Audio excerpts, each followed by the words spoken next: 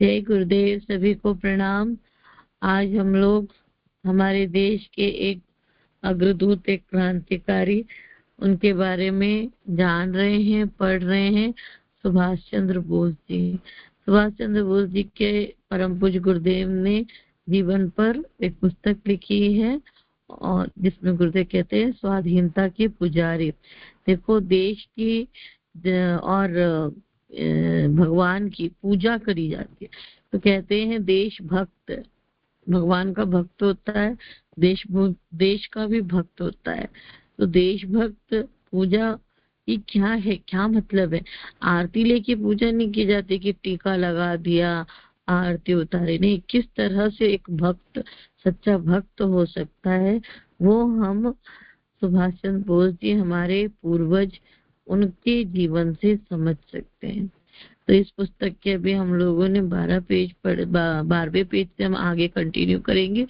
हम लोगों ने सवेरे 11 से 12 मंदाकिनी विपसोध्याय में पढ़ा। अब उसी को आगे कंटिन्यू करेंगे। नारी जागरण से संबंधित उन्होंने क्या क्या उनके जीवन में, और उसके पूर्व हम जानेंगे कि अब तक हमने जो पढ़ा वो क्या था, उसका सार संक्षेप। तो एक बार हम गुरु सत्ता का ध्यान करते हैं पुनः, और माँ गायत्री से प्रार्थना कि वो हमें शक्ति प्रदान करें, ताकि हम इतने महान जीवनों को समझ सकें, उनसे प्रेरणा ले सकें, उनकी उपासना करके हम भी अपने जीवन को धन्य बना सकें। ओम गुरुर्ब्रह्मा गुरुर्विष्णु गुरुरेव महेश्वरः गुरुरेव परब्रह्म तस्मै श्री गुरुवे नमः। ओम श्री गुरुवे नमः। ओम मायातु वरदे देवी त्रयक्षरे ब्रह्मवादिनी गायत्री छन्दसां माता ब्रह्मयोनि नमोस्तुते। ओम श्री गायत्रै नमः।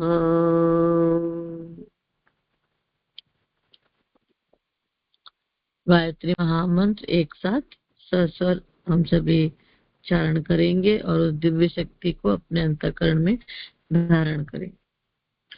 ओम भूर्भुवः स्वः तत्सवितुर्वरेण्यं भर्गो देवस्य धीमहि धियो यो नः प्रचोदयात्। स्वाधीनता के, मातृभूमि के, भारत माता के एक ऐसे दूत के विषय में हम जान रहे हैं जो कि स्वाधीनता के पुजारी थे। ये विशेष उद्बोधन, ये विशेष संज्ञा परम पूज्य गुरुदेव ने देते हैं सुभाष चंद्र बोस। आदरणीय रंजना दीदी हमको बताएंगे हमने अब तक क्या क्या पढ़ा। जी दीदी। हम लोगों ने सुबह मंदाकिनी में जाना था स्वाधीनता के पुजारी सुभाष चंद्र बोस। ये महामानव थे और उच्च विद्या, बुद्धि, पदवी, ये सारे सुख उनको प्राप्त थे। वो चाहते तो एक बहुत अच्छा जीवन सुख सुविधाओं वाला बिता सकते थे, पर उन्होंने ऐसा नहीं किया।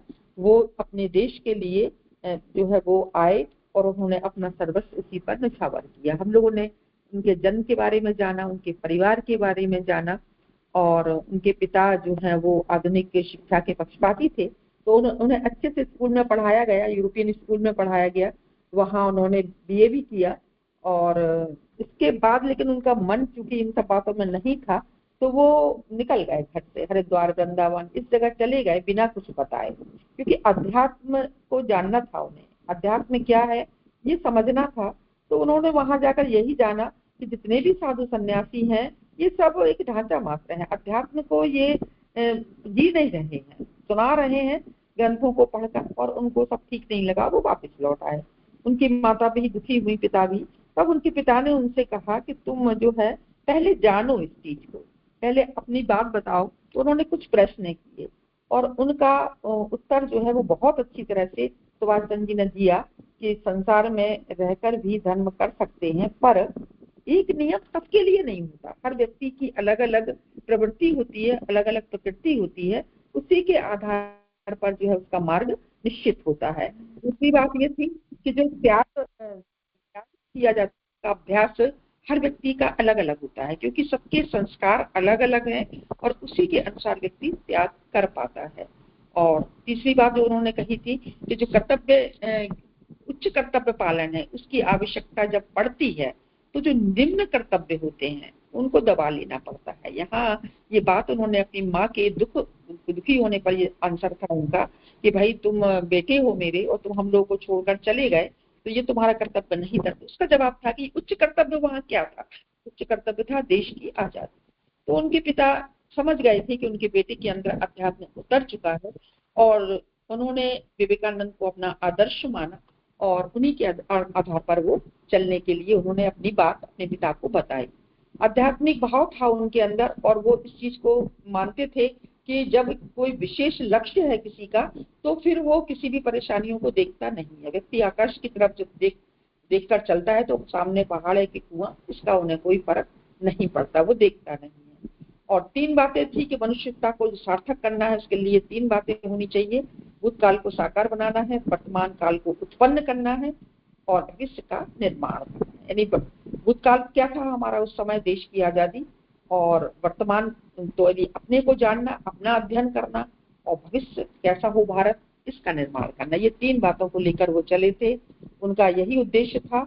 और वो चूंकि सारा धन वैभव का उन्होंने त्याग किया, शिक्षा उन्होंने बहुत ग्रहण की और शिक्षा ग्रहण करने के बाद जॉब करने का उनका कोई मन नहीं था। पिता चाहते थे पर वो नहीं करना चाहते थे। उन्होंने अपने सभी साथियों को जो है वो आह्वान किया, उन्होंने यही कहा कि यह अश्वमेध यज्ञ है, इसके लिए हमें संविधाएं एकत्रित करनी है, हमारा सौभाग्य है कि जो है हमें इसमें भाग लेने का अवसर मिल रहा है।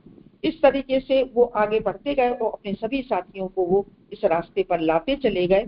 और इसके बाद जो है उन्होंने विदेश यात्रा की बात करी, तो विदेश यात्रा जाने का उनका एक ही उद्देश्य था कि मैं जब वहां जाऊंगा तो देखूंगा कि वहां वो लोग कैसे क्या करते हैं और उसको सीखकर मैं आकर अपने देश में उसको जो है वो लागू करूंगा। इस तरह से वो विदेश भी गए और वहां उन्होंने जाना, जहाँ तिलक जी थे उनका उन्होंने विचार सुना और फिर उन्होंने इस बात को समझा कि यहाँ के लोग जो हैं वो अपने शरीर का बहुत ध्यान रखते हैं, मेहनती हैं, कार्य करते हैं और अपने स्वास्थ्य का ध्यान रखते हैं। पर हमारे देश के लोग जो हैं वो अपने स्वास्थ्य का ध्यान नहीं रखते। तो बहुत आवश्यक है कि हमें अपने स्वास्थ्य का ध्यान रखना है। हमारे ऋषि मुनियों ने भी कहा कि ये जो शरीर है ये आत्मा को प्रकट करने का साधन है, बिना इसके कोई कार्य हो नहीं सकता। तो हमें सबसे पहले अपने शरीर को स्वस्थ रखना है, क्योंकि यदि ये निष्क्रिय होगा, अस्वस्थ होगा तो फिर कोई अपना भी कार्य न कर पाएगा, देश का कार्य तो कोई कैसे करेगा। तो सबसे पहली बात आई थी कि स्वास्थ्य को हमें ठीक रखना है। ये बात यहाँ सुभाष चंद्र बोस जी ने सबके सामने प्रकट की। आगे अब हम जानेंगे कि नारी जागरण का महत्व। पेज 12, नारी जागरण का महत्व। जी दीदी प्रणाम, जय गुरुदेव। आप ले जी रंजना दीदी, बहुत बहुत धन्यवाद। बहुत अच्छे से आपने सुबह जो हम लोगों ने पढ़ा था, जाना था, समझा था, वो आपने बहुत अच्छे से क्लियर किया। और सबसे अच्छी बात यहाँ पे सुभाष चंद्र बोस ने यही बताई कि जो शरीर है, स्थूल शरीर है, उसको ही पहले स्वस्थ रखना पड़ेगा, तब जाके हम आध्यात्मिक पथ पर और आगे अच्छे से बढ़ पाएंगे। आइए आगे हम पढ़ते हैं पेज नंबर 12, नारी जागरण का महत्व। सुभाष बाबू का ध्यान भारतीय नारी के जागरण की तरफ भी जाता रहा था। वे जानते थे कि किसी समाज का उद्धार केवल पुरुषों की चेष्टा से नहीं हो सकता। पुरुष यदि क्रांति, सशस्त्र संग्राम द्वारा स्वाधीनता प्राप्त कर भी ले तो भी समाज की प्रगति, जो कि सब प्रकार की उन्नति का मूल मंत्र है, बिना नारी जागरण के नहीं हो सकती। इसीलिए जिस दिन इंडियन मस्जिद में श्रीमती नायडू का भाषण सुना, उसी दिन उन्होंने लिखा, आज आनंद से मेरा कलेजा 10 हाथ फूल गया। मैंने देखा कि आज भी भारत रमणी में इतनी शिक्षा, दीक्षा, गुण, चरित्र पाया जाता है कि वे पाश्चात्य जगत के सामने खड़ी होकर आत्म परिचय देने में समर्थ है। लंदन में ही एक दिन श्रीमती मित्र से बातचीत हुई। मैंने देखा कि उनके पति जो राजनीति में नर्म विचारों के हैं, पर श्रीमती मित्र पूर्ण रूप से उग्रवादी थी। श्रीमती गर्मदल ही है। यह सब देखकर मन में विश्वास होता है कि जिस देश की महिलाएं का आदर्श इतना ऊंचा है वो अवश्य उन्नति करेगा। यहाँ जितनी भारतीय महिलाएं आती है उन सब के हृदय में गंभीर स्वदेश प्रेम पाया जाता है। कारण यही है कि मातृ हृदय बड़ा कोमल और साथ ही गंभीर भी होता है। तो इस पैराग्राफ में सुभाष चंद्र बोस उनके अंदर जो नारियों के प्रति श्रद्धा थी, उनके जागरण के प्रति उनका विश्वास था, वो जब उन्होंने श्रीमती के भाषण के में सुना और उन्होंने जो बताया उससे उनका जो सीना था वो चौड़ा हो गया। और उन्होंने बताया कि ये जो पाश्चात्य देश जगत के सामने खड़ी होकर जब वो भारतीय नारी अपना आत्म परिचय देने में समर्थ है। फिर लंदन की श्रीमती मित्र से बातचीत हुई, उन्होंने भी यही बात बताई और यहाँ पे वो स्पष्ट करते कि जिस देश की नारी जो है वो इतनी गंभीर स्वदेश प्रेम पाया जाता है उन नारियों में, तो फिर वो देश की जो उन्नति है वो अवश्य होती है। यहाँ पे बहुत अच्छे से बताया कि मातृत्व बड़ा कोमल और साथ ही गंभीर भी होता है, इसी के कारण ये कार्य हो सकता है। आगे कहते हैं, किसी भी देश तथा समाज के उत्थान के लिए नारियों का प्रगति क्षेत्र में अग्रसर होना एक अनिवार्य शर्त है। संतान पालन के रूप में पुरुष जाति का निर्माण तो उसका प्रत्यक्ष कार्य है ही, साथ ही गहरी निगाह से विचार करने पर यह भी स्पष्ट जान पड़ता है कि किसी जाति की संस्कृति और सभ्यता का विकास भी बहुत कुछ स्त्रियों पर निर्भर होता है। तो यहाँ पे बहुत अच्छे से गुरुदेव स्पष्ट करते हैं, सुभाष चंद्र बोस के व्यक्तित्व के माध्यम से बता रहे हैं कि नारी का जो कार्य वो संतान पालन के रूप में पुरुष जाति का निर्माण करना तो उसका प्रत्यक्ष कार्य है, पर फिर भी उस समाज की रचना करने के अगर गहराई से अगर विचार करते हैं तो स्पष्ट जान पड़ता है कि किसी भी संस्कृति और सभ्यता का विकास भी स्त्रियों पर ही निर्भर है। पुरुष तो प्राय बाहर रहता है और शारीरिक श्रम करके जीवन निर्वाह की सामग्री प्राप्त करता है, पर स्त्री घर में रहकर जीवन को सुंदर और सुरुचिपूर्ण बनाने का उद्योग करती रहती है। भारतीय संस्कृति में नारी को आदिकाल से बहुत ऊंचा पद दिया गया है, उसको देवी और जगत जननी कहा गया है। वह इसी बात का प्रमाण है कि समाज में नारी की स्थिति वास्तव में बड़ी महत्वपूर्ण है और जब तक वह अपना कर्तव्य भली प्रकार पालन कर सकने योग्य न होगी तब तक समाज की उच्च प्रगति हो सकनी संभव नहीं है। यहाँ पे बहुत अच्छे से भारतीय संस्कृति में जो नारी का स्थान था उसको बताते कि जगत जननी उसको कहा गया है और उसी बात का प्रमाण है कि समाज में नारी का अस्तित्व क्या है, उसकी स्थिति कितनी महत्वपूर्ण है। अगर वो अच्छे से भली प्रकार से पालन करने योग्य न होगी तो फिर प्रगति हो सकनी संभव नहीं है।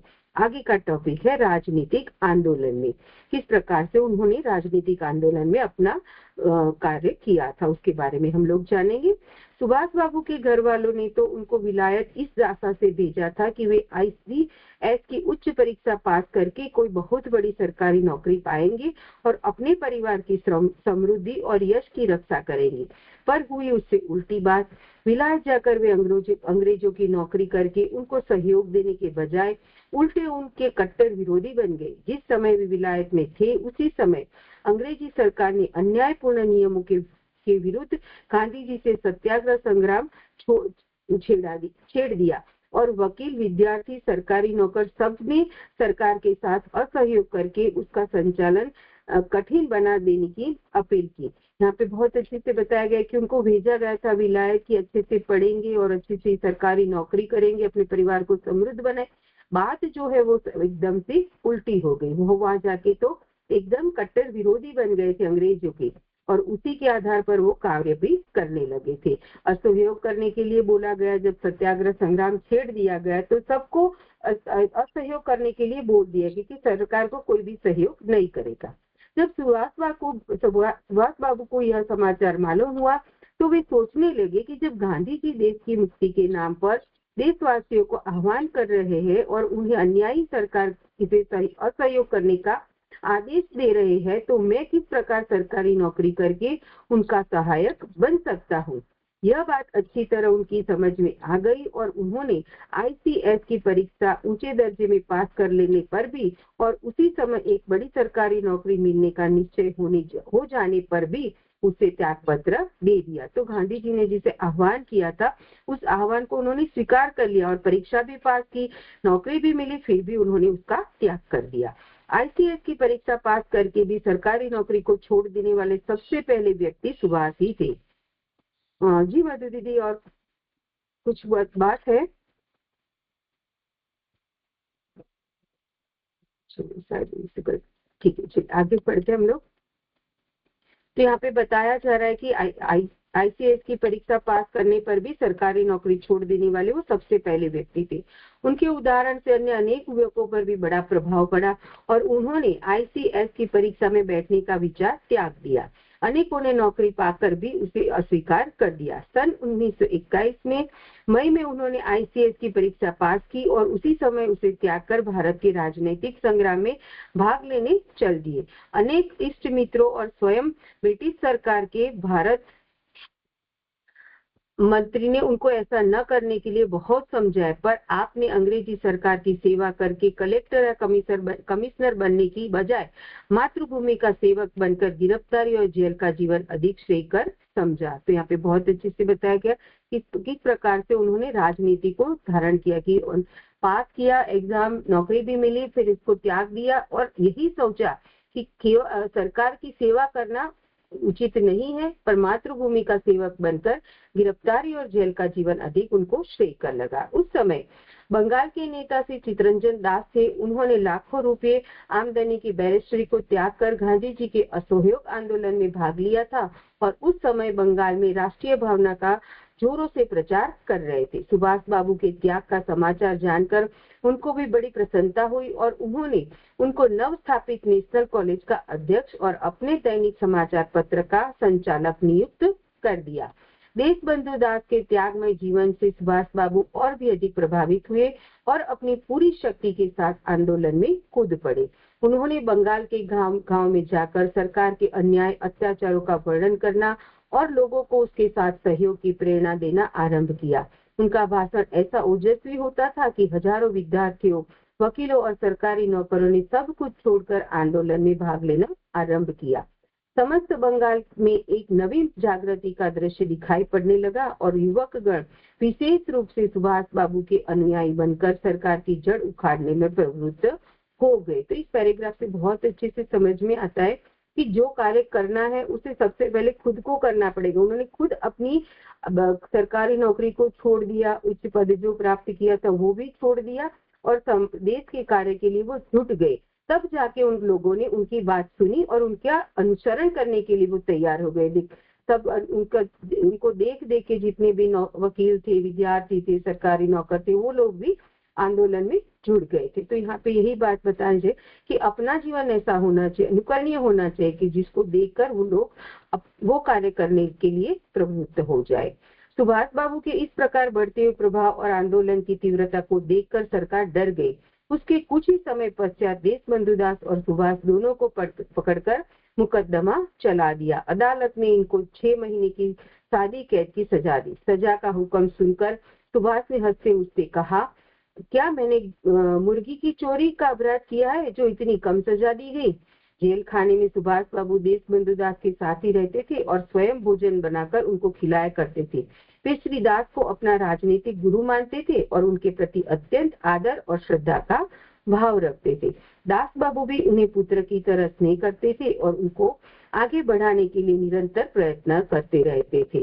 यहाँ गुरु शिष्य की बात भी आती है कि जो शिष्य जब समर्पित होता है तो गुरु जो है वो शिष्य को आगे बढ़ाने के लिए और भी उनका सहयोग करने लगते हैं।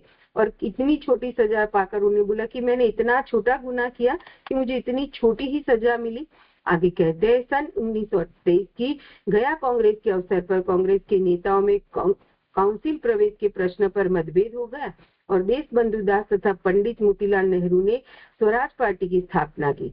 यानी कि जब 1936-23 में गया कांग्रेस के अवसर पर जब कांग्रेस नेताओं के बीच में कुछ मतभेद हो गया, तो फिर देशबंधु दास तथा पंडित मोतीलाल नेहरू ने अलग पार्टी की स्थापना की जो स्वराज पार्टी थी। सुभाष बाबू यद्यपि काउंसिल प्रवेश को देश के लिए विशेष हितकर नहीं मानते थे, पर देशबंधु दास के प्रधान सहकारी होने के कारण आपने उसमें भाग लिया और जब चुनाव का अवसर आया तो भाषणों और लेखों के द्वारा इतना अधिक प्रचार किया कि बंगाल में स्वराज पार्टी को बहुत अधिक सफलता मिली। इस समय फॉरवर्ड और बांग्लार कथा नामक 2 दैनिक पत्रों की देखरेख का भार भी आप पर ही था। इन सब कार्यों में आपको इतना समय लगाना पड़ता था और परिश्रम करना पड़ता था कि कितने ही मित्रों के आग्रह करने भी वे स्वयं काउंसिल के लिए खड़े न हो सके। तो अलग पार्टी की स्थापना की गई और उसका सारा जो कार्यभार था उनको अच्छा नहीं लगा था कि एक ही देश में 2 पार्टियां करे, एक साथ संगठन के साथ काम करना उचित लगता था उनको। फिर भी देशबंधु दास उनके प्रधान सहकारी थे, तो उन्होंने वो कार्य किया। बहुत सारे इतना कार्य कर रहे थे कि वो स्वयं काउंसिल के लिए खड़े न हो सके। आगे एक टॉपिक में और लेती हूँ, फिर रंजन पटेल दीदी आप तैयार रहिएगा। इस प्रकार परिस्थितियों के कारण सुभाष बाबू एक प्रसिद्ध राजनीतिक नेता बन गए, पर फिर भी उनका लक्ष्य केवल भाषण देना और लेख लिखना न हो सका। वे प्रत्यक्ष कार्यों में भी अधिक विश्वास रखते थे। इसलिए जब कांग्रेस की तरफ से एक वॉलंटियर सेना बनाई गई तो उसके अध्यक्ष सुभाष बाबू को ही नियत किए गए। बांग्ला के वॉलंटियर दल की तो पूरी व्यवस्था उन्हीं के हाथ में थी और जब उत्तरी बंगाल में भयंकर बाढ़ के कारण लाखों व्यक्ति बेघरबार हो गए और अपार कष्ट पाने लगे, तो अपने वॉलंटियर दल द्वारा उन्होंने स्थान स्थान पर जाकर सेवा कार्य आरंभ कर दिया।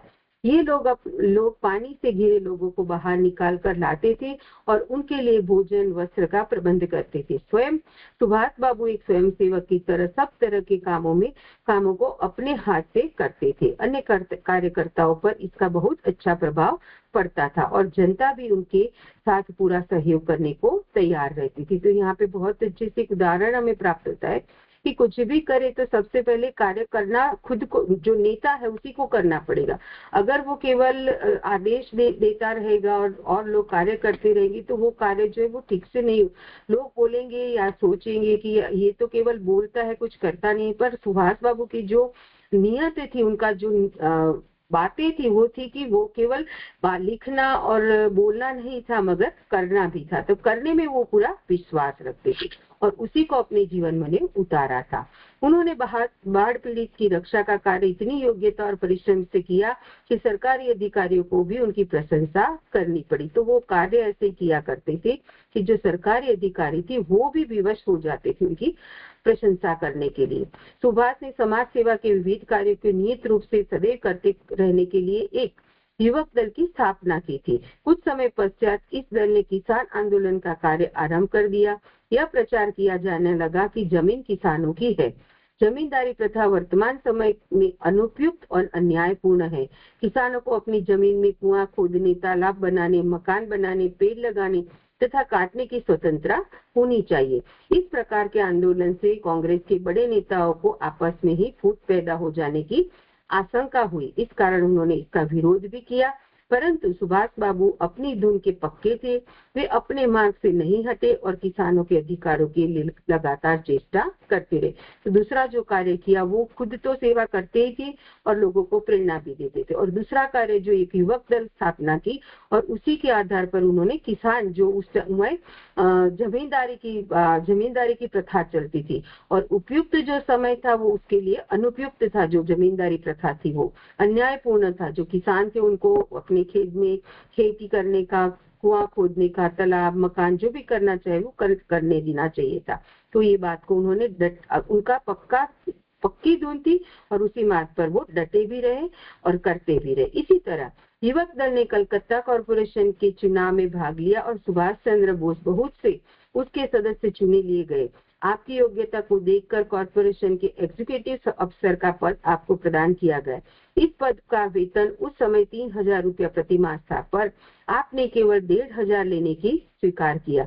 इस पद का कार्य संभालने पर आपने ऐसे अनेक युवकों को कॉरपोरेशन के दफ्तर में काम दिया जो अब तक अपने उग्र राजनीतिक विचारों के कारण सरकार के कोपभाजन बने रहते थे। आप इस बात का भी सदा ध्यान रखते थे कि टैक्सों का भार गरीब पर कम पड़े और उनके किसी प्रकार का कष्ट न हो। आपने नगर की स्वच्छता की तरफ विशेष रूप से ध्यान दिया। कम वेतन पाने वालों की तरक्की दी गई। यद्यपि आपको और भी अनेक कार्यों में थोड़ा बहुत समय लगाना ही पड़ता था, तो भी कॉरपोरेशन का प्रबंध इतनी अच्छी तरह किया कि जनता को उनकी योग्यता और कर्मठता का पूरा विश्वास हो गया। तो दूसरा कार्य उन्होंने वो किया कि कॉरपोरेशन के चुनाव में जीते, अपने जो युवक दल था वो जीते और बहुत सारे ऐसे लोगों को जो राजनीतिक कोपभाजन बने थे उन युवकों को उन्होंने काम पे रखा और बहुत अच्छे से कॉरपोरेशन का प्रबंधन किया, काम किया और उनकी योग्यता और कर्मठता को पूरा विश्वास हो गया था लोगों को। तो यहाँ तक हम लोगों ने पढ़ा। आगे मैं रंजन पटेल दीदी से निवेदन करूंगी। दीदी आप आगे का पेज नंबर जो है 17 देश निर्वासन की और बीमारी, इसके आप ले लीजिए। जय गुरुदेव, सभी को प्रणाम। दीदी ने बहुत अच्छी से पढ़ा, समझ में भी आया। यदि सुभाष बाबू ने देश के लिए और समाज के लिए बहुत सारे कार्य किए और खुद उन्होंने जेल जाना भी पसंद किया था। तो आज के देश निर्वासन और बीमारी, सुभाष बाबू के प्रभाव को इस प्रकार बढ़ते देखकर सरकार को उनसे बड़ा डर पैदा हो गया। वे बड़े निडर और साहसी थे और अपने भाषणों में सरकार की कड़ी आलोचना करने में जरा भी संकोच नहीं करते थे। इसके फल से भारतीय प्रजा में विद्रोही भाव उत्पन्न होते थे और अंग्रेजी सरकार का प्रभाव क्षीण होता था। दूसरी बात यह भी थी कि सरकार को अपने CID विभाग जासूसों से यह खबर मिलती थी कि सुभाष केवल कांग्रेस और युवक दल का ही आंदोलन नहीं चलाते, वरन गुप्त रूप से बम और पिस्तौल चलाने वाले क्रांतिकारियों से भी छिपे तौर पर संबंध रखते हैं और उनकी सहायता करते हैं। तो सुभाष बाबू वो लीडर थे, साहसी थे और अपने भाषणों में भी वो कड़ी आलोचना करने में जरा भी संकोच नहीं रखते थे। और उसके फल क्या होता था? भारतीय प्रजा में विद्रोह की भावना उत्पन्न होती थी और अंग्रेज सरकार का प्रभाव क्षीण होता जाता था। इसी तरह दूसरी तरह क्या होता था कि सरकार को अपने CID विभाग से भी उनको खबर मिलती थी। क्या खबर मिलती थी? कि सुभाष केवल कांग्रेस और युवक दल का ही आंदोलन नहीं चलाते, वरन गुप्त रूप से वो बम और पिस्तौल चलाने वाले क्रांतिकारियों से भी छिपे तौर पर संबंध रखते हैं और उनकी सहायता करते हैं। कुछ समय तक कलकत्ता की जेल में रखकर आपको मांडेल यानी कि वर्मा की जेल में भेज दिया गया, जहां इससे 16-17 वर्ष पूर्व लाला लजपत राय और लोकमान्य तिलक को रखा गया था। तो कुछ समय बाद क्या हुआ कि सुभाष बाबू को मांडेल यानी कि वर्मा की जेल में भेज दिया और इससे 16-17 वर्ष पूर्व क्या हुआ था कि लाला लजपत राय और लोकमान्य तिलक को भी वहां रखा गया था। वहां पर न तो कोई आपका परिचित था और न वहां के लोगों की भाषा आप समझते थे। बर्मा के लोगों की भाषा भी वो नहीं समझते थे, इसलिए उस एकांतवास में धार्मिक साहित्य पढ़ने लगे। तो उन्होंने क्या किया कि एकांतवास हुआ, इसलिए वो धार्मिक साहित्य पढ़ने लगे। आपका विचार पहले ही इन विषयों की तरफ था और आप लड़कपन में एक बार किसी सन्यासी गुरु की खोज में भटक भी चुके थे, इसलिए इस प्रकार का अध्ययन का प्रभाव आप पर बहुत कल्याणकारी हुआ, क्योंकि उन्होंने अध्ययन करने का चांस मिला, इसलिए उनका प्रभाव भी उनके लिए बहुत कल्याणकारी हुआ। पर बर्मा की जलवायु आपके लिए अनुकूल सिद्ध नहीं हुई, क्योंकि वहाँ की जलवायु थी वो उनके स्वास्थ्य के लिए खतरा बनी और कुछ ही समय बाद अस्वस्थ रहने लगे। इसी समय देशबंधु दास की मृत्यु हो गई। उनके जो गुरु थे देशबंधु दास, उनकी मृत्यु हो गई और इसका प्रभाव भी आपकी मानसिक अवस्था और स्वास्थ्य पर बहुत पड़ा, क्योंकि गुरु चले गए, इसलिए वो बहुत कमजोर यानी कि उसको हिम्मत उसकी टूट गई और वो मानसिक अवस्था और स्वास्थ्य पर उनका प्रभाव बहुत खराब पड़ा। रहन सहन और खान पान में बहुत परिवर्तन हो जाने से आपको कई प्रकार की उदर व्याधि हो गई और धीरे धीरे निर्बलता इतनी बढ़ गई कि अधिकतर चारपाई पर ही पड़े रहने लगे। तो उनको उदर व्याधि ज्यादा बढ़ गई, इसलिए वो खाना भी नहीं खा सकते, इसी तरह से खाना नहीं खा सकते, इसलिए उसमें धीरे धीरे निर्भरता आ गई और इतनी वो बढ़ गई कि अधिकतर वो चारपाई पर ही पड़े रहने लगे। जब यह समाचार भारत में पहुंचा तो जनता में रोष की एक लहर व्याप्त हो गई और लोग सरकार पर दोषारोपण करने लगे कि वह देश के लिए प्रसिद्ध नेताओं को इसी प्रकार जेल में धुला धुला कर मार डालना चाहती है। तो लोगों पर भी प्रभाव पड़ा कि सरकार क्या करती है, कैसे ऐसे जो नेता है, लोग है, उनको वो धुला धुला कर मार डालना चाहती है, क्योंकि वो क्रांतिकारी नेता थे। सुभाष बाबू के घर वाले और इष्ट मित्र भी सरकार से लिखापढ़ी करने लगे, पर सुभाष बाबू के मन में उस समय भी एक आध्यात्मिक भाव प्रस्फुटित हो रहा था और साथ ही भारतीय जेलों के सुधार की योजना बन रही थी उनके मन में। देखो, उन्होंने उस समय अपने एक मित्र श्री दिलीप कुमार को लिखा था। तो उनके लिए सुभाष बाबू का अंदर आध्यात्मिक भाव प्रपुष्पित हुआ और उन्होंने भारतीय जेलों में सुधार होना चाहिए, ऐसा उन्होंने एक पत्र लिखा। उनके मित्र जो एक थे दिलीप कुमार, उनको लिखा, तुमको मेरे जेल में रख जाने से मानसिक आघात लगा, यह मैं अच्छी तरह जानता हूँ, पर जब हम इस विषय में गंभीर भाव से विचार करते हैं तो हमको यह एक आध्यात्मिक घटना की तरह जान पड़ती है। मैं यह तो नहीं कह सकता कि जेल में रहना मुझे पसंद है, ऐसा कहना तो स्पष्ट ढोंग होगा। इतना ही नहीं, मैं यह कह सकता हूँ कि कोई सज्जन और सुशिक्षित व्यक्ति जेल में रहना पसंद नहीं करेगा, क्योंकि जेल खाने की संपूर्ण आबहवा ही ऐसी होती है कि वह मनुष्य को विकृत अमानुष बना देती है। तो जेल की हवा ही ऐसी है कि जो शिक्षित व्यक्ति है वो यहाँ रहने का पसंद नहीं करता। वो वैसे वो बोलते थे कि मैं जेल में रहना पसंद नहीं करता, ऐसा नहीं है, पर जो शिक्षित व्यक्ति, जो सज्जन व्यक्ति है, वो यहाँ रहना पसंद नहीं करेंगे, क्योंकि यहाँ की हवा कैसी है, संपूर्ण हवा ऐसी होती है कि मनुष्य को विकृत अमानुष बना देती है। यह मेरा कथन समस्त जेलों पर लागू होता है। ये जेल की बात नहीं है, समस्त जेलों की बात है, ऐसा वो कहते हैं। मेरा विचार है कि अधिकांश अपराधियों की जेल में नैतिक उन्नति नहीं होती, वरन वे और भी हीन हो जाते हैं। उनकी जो अपराधी जेल में होते हैं उनकी नैतिक उन्नति नहीं होती, पर वे कैसे हो जाते हैं, वो और भी उनकी उन्नति हीन हो जाती है। कितनी ही जेलों में रहकर और वहां की दशा का निरीक्षण करने से उनके सुधार की आवश्यकता मुझे स्पष्ट जान पड़ने लगी है। भविष्य में इस संबंध में आवश्यक कदम उठाना हमारा कर्तव्य होगा। उनके मित्र को वो लिखते हैं कि भविष्य में इसके बारे में हमें आवश्यक कदम उठाएंगे, वो हमारा कर्तव्य होगा। इस व्यवस्था में सबसे आवश्यक बात है एक नवीन मनोभाव और अपराधी के प्रति एक सहानुभूति। उसकी आवश्यक बात क्या है इस व्यवस्था में, तो वो लिखते हैं कि एक नवीन मनोभाव और अपराधी के प्रति एक सहानुभूति, ऐसी व्यवस्था होनी चाहिए। अपराधी में दोष को एक प्रकार की बीमारी ही समझना चाहिए और उसी भावना से उसका उपाय करना चाहिए। अभी तक जेलों में दंड विधान का आधार वास्तव में प्रतिशोध मूलक है। अब हमको उसे संस्कार मूलक बनाने का प्रयत्न करना चाहिए। अभी तक क्या था, जेल में प्रतिशोध मूलक उसका आधार था, पर अब हमें उसे सुधार करके संस्कार मूलक बनाने का प्रयत्न करना चाहिए। मेरे मन में आता है कि मुझे स्वयं जेलों में रहना न पड़ा होता तो मैं जेल में रहने वाले किसी अपराधी को सहानुभूति की दृष्टि से नहीं देख सकता, क्योंकि मैंने खुद अनुभव किया है। वो लिखते हैं कि मैंने खुद अनुभव किया है कि जेल में रहने वालों की दशा क्या होती है,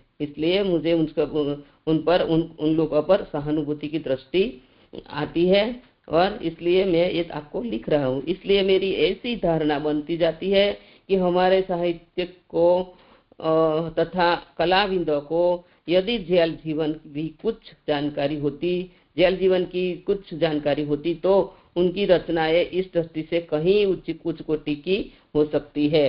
जो जेल में जाता है उनको ही सब जानकारी मिलती, इसलिए वो कहते हैं कि हमारे साहित्य विदों को जो जानकारी होती तो उनकी रचनाएं इस दृष्टि से कहीं से उच्च कोटि की होती। आगे हमको गुरुदेव कहते हैं कि जब मैं इस समस्त घटना पर गंभीरता पूर्वक विचार करता हूँ तो मेरे हृदय में यह धारणा उत्पन्न होती है कि मेरे इस समस्त दुख और कष्ट सहन के पीछे एक महान उद्देश्य छिपा है। सुभाष बाबू लिखते हैं अपने मित्र को कि जब मैं इस समस्त घटना पर गंभीरता पूर्वक विचार करता हूँ तो मेरे हृदय में क्या होता है, यह धारणा उत्पन्न होती है कि मेरे इस समस्त दुखों और कष्ट सहन के पीछे एक महान उद्देश्य छिपा है। क्या उद्देश्य छिपा है वो लिखते हैं, प्राय सभी सुशिक्षित व्यक्तियों की कारावास की दशा में इस प्रकार का एक दार्शनिक भाव उनके हृदय में शक्ति का संचार करता रहता है। मैं भी ऐसा ही अनुभव कर रहा हूँ। सुभाष बाबू कहते हैं कि प्राय जो सुशिक्षित व्यक्ति होती है उसकी कारावास की जो दशा होती है इस प्रकार का वो एक दार्शनिक भाव उनके हृदय में शक्ति का संचार करता रहता है। मैं भी ऐसा ही अनुभव कर रहा हूँ। अभी तक मैंने जो पढ़ा व सुना है और जीवन के संबंध में मेरी जो धारणा है उसके आधार पर अपने मनोबल को ऊंचा रख सकता हूँ, पर मेरा कष्ट केवल मानसिक अथवा आध्यात्मिक नहीं है, वह तो शरीर का कष्ट है।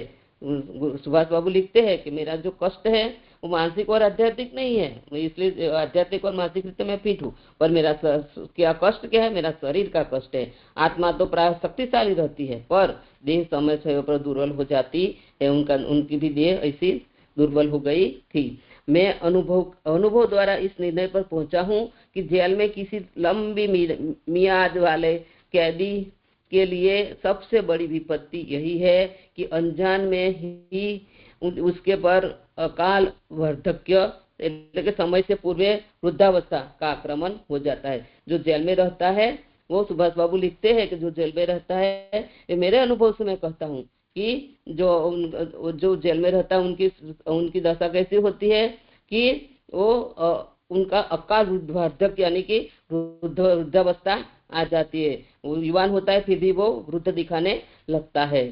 तुम बाहर रहने वाले इस बात की कल्पना नहीं कर सकते कि लंबी कैद के फलस्वरूप मनुष्य की देह और मन धीरे धीरे कैसे अकाल वृद्ध हो जाता है। जो बाहर रहता है वो तो वही, उनको तो नहीं पता चलता, जिसके पर बीतती है अनुभव होता है उसको ही पता चलता है कि वो धीरे धीरे अकाल वृद्ध हो रहा है। इसके कितने ही कारण होते हैं, जैसे कारण कैसे है वो भी बताते हैं। खराब भोजन अच्छा नहीं मिलता, व्यायाम अथवा चलने फिरने की पीने का अभाव, व्यायाम करने की भी अवस्था नहीं होती है, चलना फिरना भी बहुत मुश्किल हो जाता है, समाज से दूर रहना पड़ता है, पराधीनता का बंधन, इष्ट मित्रों का अभाव और संगीत आदि जैसे मनोरंजन का न होना, ये सब उसके परिणाम है कि ये सब कुछ मिलता नहीं है, इसलिए वो अकाल वृद्ध व्यक्ति हो जाता है, ऐसा उनका मानना है। इनमें से कुछ अभाव ऐसे हैं जिनकी पूर्ति मनुष्य।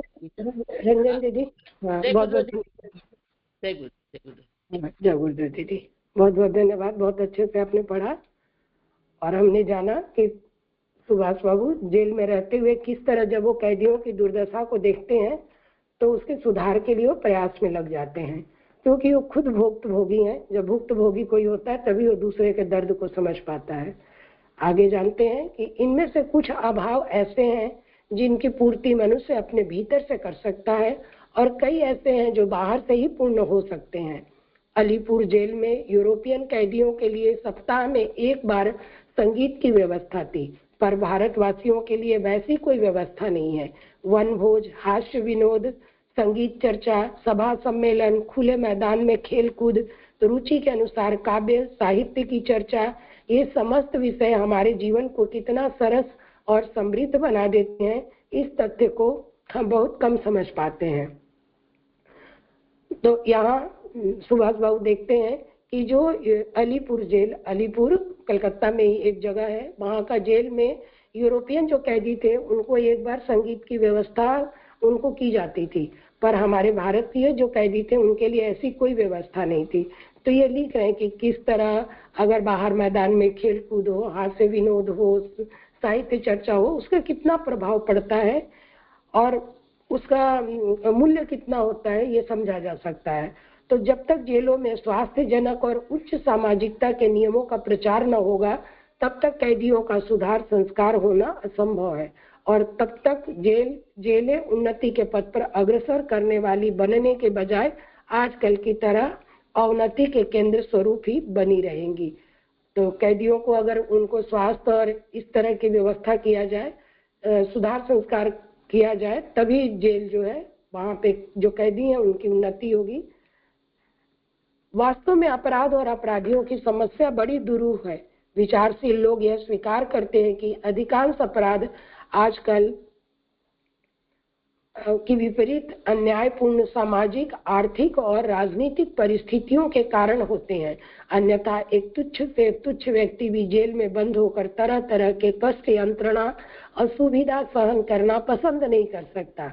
इसलिए जैसा सुभाष बाबू ने लिखा है, अनेक सहृदय व्यक्तियों का यही मत है कि अपराधियों और जेल में बंद कैदियों के साथ वैसा ही व्यवहार किया जाना चाहिए जैसा कि किसी बीमार के साथ किया जाता है, अर्थात उसके साथ जो व्यवहार किया जाए उसमें दंड या प्रतिशोध की भावना बिल्कुल न रहे, पर उसने जिस कारणवश अपराध किया है उस कारण को दूर करके मानसोपचार द्वारा उसके स्वभाव को बदलने की चेष्टा की जानी चाहिए। आदर्श और सिद्धांत की दृष्टि से इस विचार में कोई गलत बात नहीं है और हमारा विश्वास है कि एक समय आएगा जब यह सिद्धांत पूर्ण रूप से व्यवहार में लाया जाने लगेगा। वो अपना विचार यहाँ ये दे रहे हैं कि जो भी अपराधी है, किस कारण वो अपराध किया है, उसकी काउंसलिंग किया जाए, उसको सजा देने के बदले उसको एक मानसिक रोगी समझ के उसके साथ व्यवहार किया जाए और उसका ट्रीटमेंट उसी तरह से मनोविज्ञान के दृष्टि से किया जाए ताकि वो पूर्ण रूप से अपने को सुधार दे। सजा देना कोई समस्या का हल नहीं होगा। तो यह आशा करना कि यह उद्देश्य समाज या शीघ्र ही पूरा हो सकता है, ठीक नहीं। इस समय अनेक व्यक्ति वर्षों से अपराध करते करते इतने कट्टर और निर्लज्ज बन गए हैं कि वे इस प्रकार के सहृदयता के भाव से भी प्रभावित नहीं होते और 100 में से 90 के उदाहरणों में उपकारी के साथ भी अपकार करने में संकोच नहीं करते। ऐसे स्वभाव से ही दुष्ट और समाज के लिए वन्य पशुओं के समान खतरनाक लोगों को क्षमा कर देने या कुछ मानसोपचार करके स्वाधीनता पूर्वक रहने का अधिकार देना हानिकारक ही हो सकता है। ऐसे अपराधियों का सुधार क्रमशः ही हो सकेगा।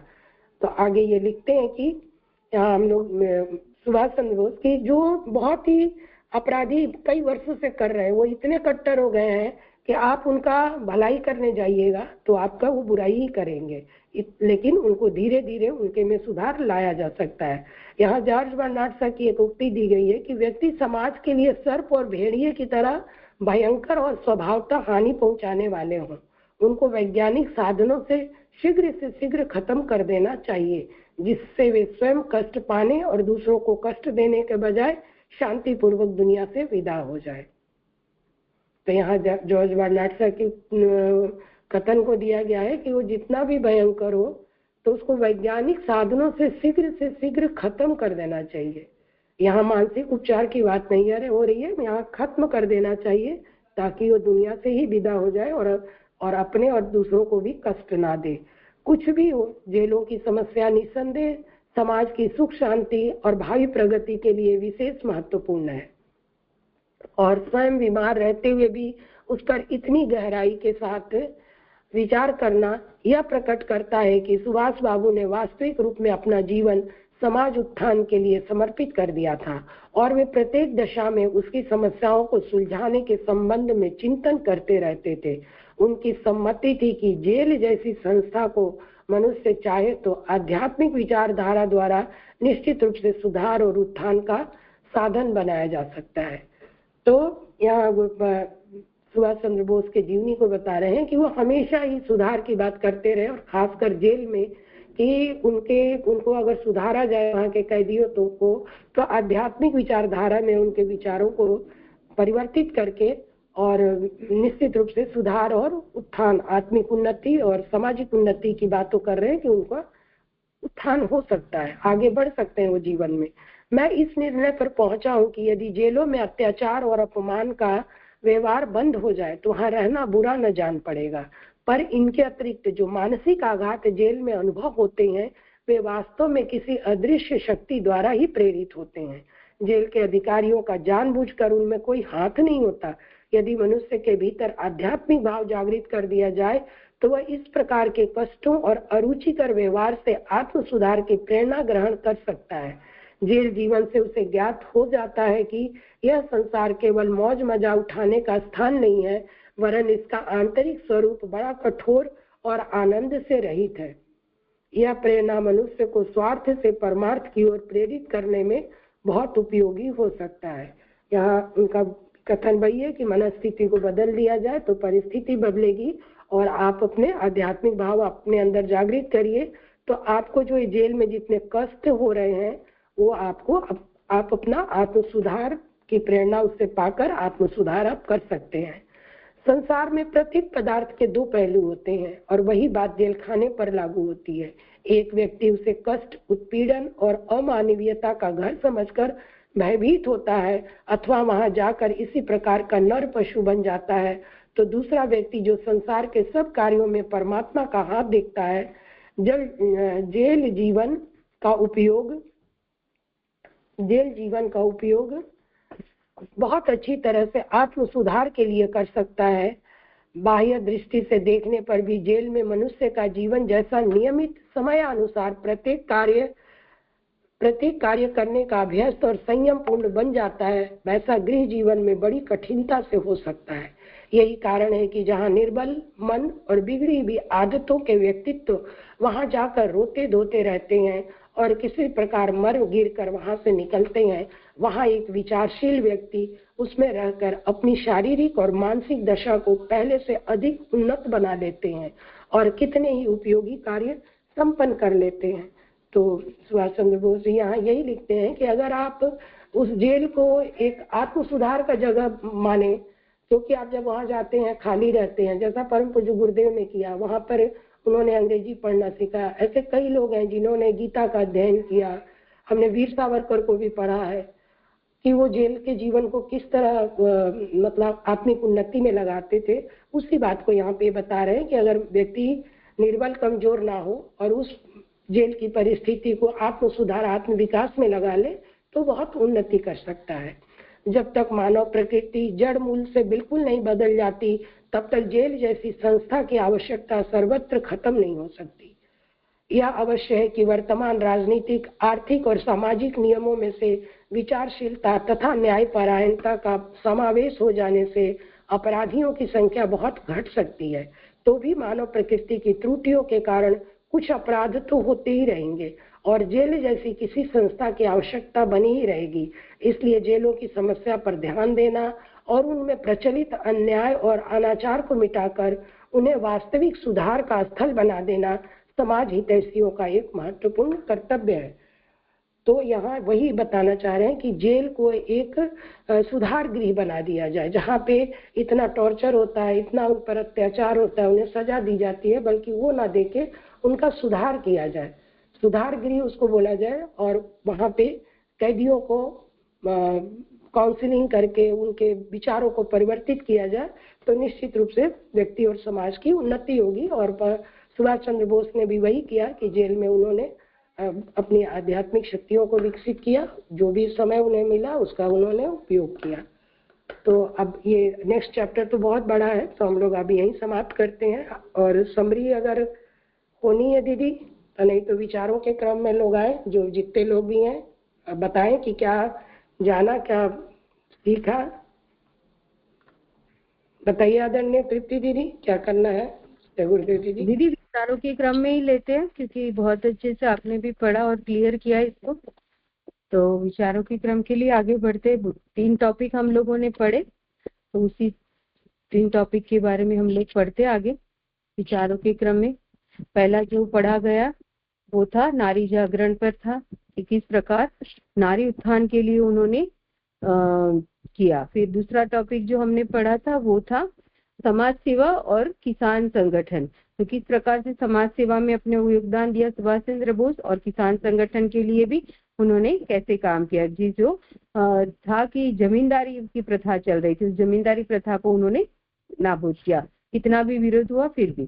फिर दूसरा टॉपिक पढ़ा गया देश निर्वासन और बीमारी, किस प्रकार से बीमारी के सामने वो जूझे। और उसके बाद जो लास्ट में पढ़ा गया था वो जेल के बारे में पढ़ा गया। जब उनको जेल हुई और जेल की जो समस्याएं थी उसके अंतर्गत उन्होंने बहुत सारी बातें बताई कि जेल ऐसा भी बन सकता है कि मनुष्य को जो है और भी गिरा सकता है, अगर उसमें कुछ अच्छी प्रवृत्तियां चलती है तो सुधार केंद्र भी बन सकता है। ये सारी बातें हम लोगों ने आज पढ़ी। आगे विचारों के क्रम के लिए अनिता दीदी से निवेदन करूंगी, दीदी आप अपने विचार दें और आगे का क्रम आप ले लीजिए, और लोग भी क्वेश्चन को टच कर ले विचारों के क्रम के लिए। जय गुरुदेव, सभी को प्रणाम। मैंने तो अभी तुरंत ज्वाइन किया था दीदी, बस मैंने इतना ही सुना दीदी जब पढ़ रही थी कि किस तरह से जेल में रख करके एक अनुभव यहाँ पर बताया गया कि अनुभव के आधार पर किस तरह से उन्होंने वहाँ के जितने भी कैदी थे उनकी दुर्दशा को देखा और उसके सुधार के लिए उन्होंने प्रयास किया।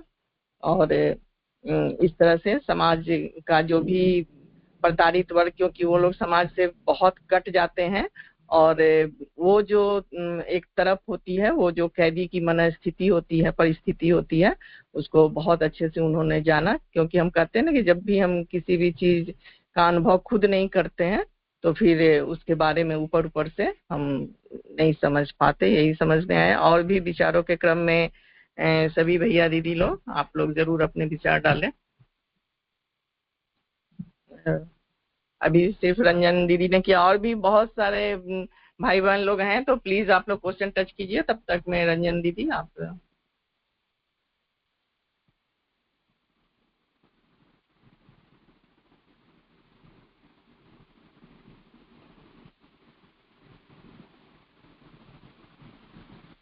दीदी, रंजन दीदी का मेरे इसमें नहीं हो रहा है उनका। हाँ दीदी वो उन्होंने खुद से, हाँ बोलिए दीदी।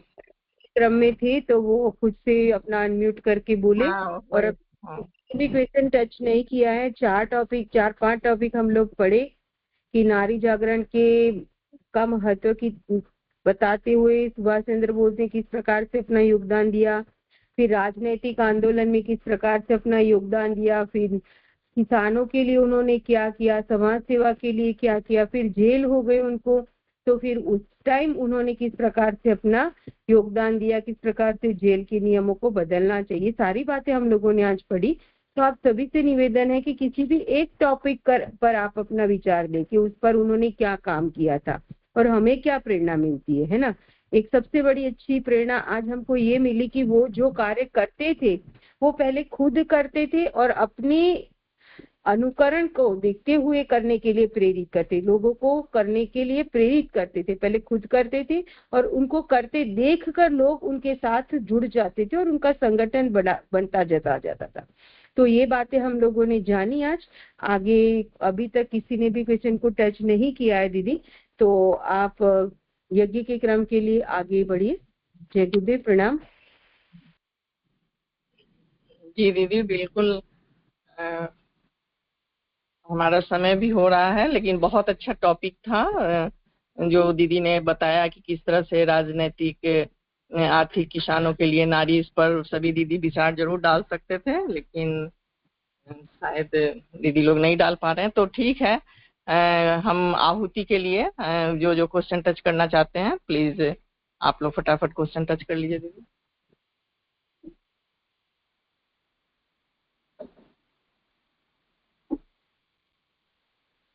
और भी 2-3 दीदी कर लीजिए, क्योंकि कभी कभी नेटवर्क प्रॉब्लम भी हो जाता है।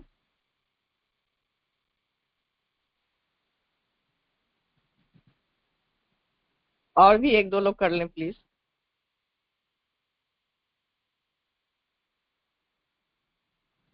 हाँ दीदी, आप शुरू कर।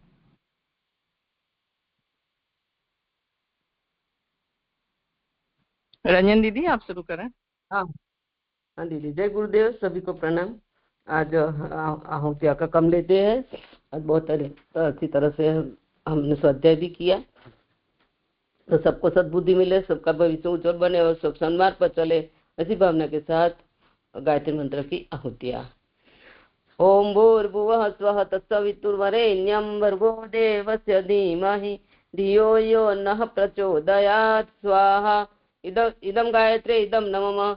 ओम भूर्भुवः स्वः तत्सवितुर्वरेण्यं भर्गो देवस्य धीमहि धियो यो नः प्रचोदयात् स्वाहा। इदं गायत्रे इदं नमः। ओम भूर्भुवः स्वः तत्सवितुर्वरेण्यं भर्गो देवस्य धीमहि धियो यो नः प्रचोदयात् स्वाहा। इदं गायत्रे इदं नमः। महामृत्युंजय मंत्र आहुति। जो जिसका आज जन्मदिन है उनके मंगलमय जीवन, सुखी संपन्न जीवन के लिए, और जिसका विवाह दिन है उसका सुखी दाम्पत्य जीवन और लंबा उनको सुखी संपन्न और दीर्घायु उनका जीवन बने, इसी भावना के साथ। और जिसका स्वास्थ्य ठीक नहीं है उनको स्वास्थ्य लाभ मिले, और अब हमारे जो परिजन है उनका कल्याण एवं उज्जवल भविष्य की भावना करते हुए महामृत्युंजय मंत्र की आहुतियां। ओम भूर ओम त्र्यंबकं यजामहे सुगंधिं पुष्टिवर्धनम् उर्वारुकमिव बन्धनान् मृत्युर्मोक्षीयमामृतात् स्वाहा। इदं महामृत्युंजयाय इदं नमः। ओम त्र्यंबकं यजामहे सुगंधिं पुष्टिवर्धनम् उर्वारुकमिव बन्धनान् मृत्युर्मोक्षीयमामृतात् स्वाहा। इदं महामृत्युंजयाय इदं नमः। ओम त्र्यंबकं यजामहे सुगंधिं पुष्टिवर्धनम् उर्वारुकमिव बन्धनान् मृत्युर्मोक्षीयमामृतात् स्वाहा। इदं महामृत्युंजयाय इदं नमः।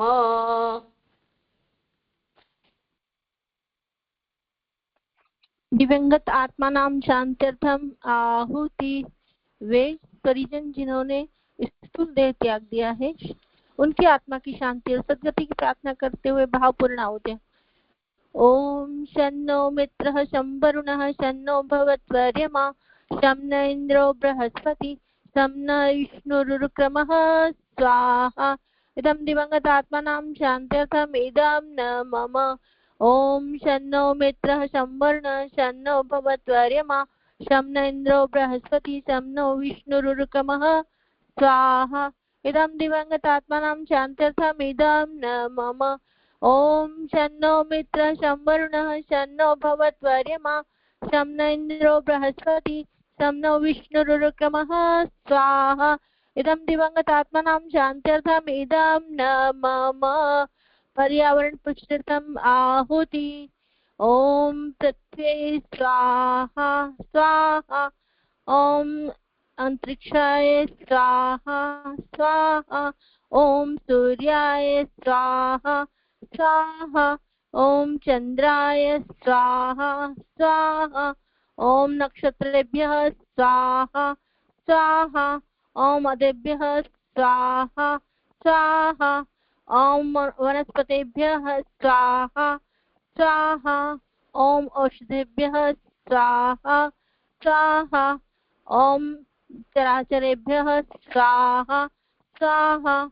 ओम सरीसृपेभ्यः स्वाहा स्वाहा। इदं पर्यावरण पुष्टार्थम इदं नमः।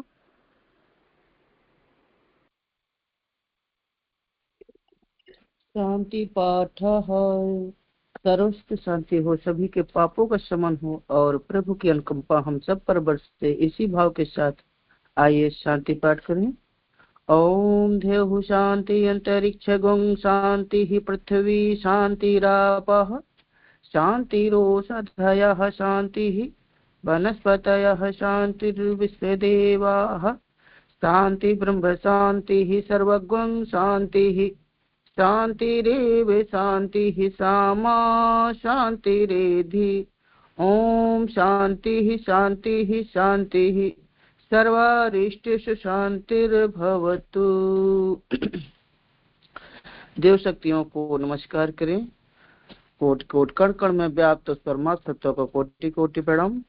ॐ नमोऽस्तुनन्ताय सहस्रमूर्तये सहस्रपादाक्षिशिरोरुवहवे सहस्रनाम्नि पुरुषाय शाश्वते सहस्रकोटियुगधारिणे नमः सहस्रकोटियुगधारिणे नमः। स्वाध्याय सत्संग में आई सभी देव शक्तियों को यथास्थान पर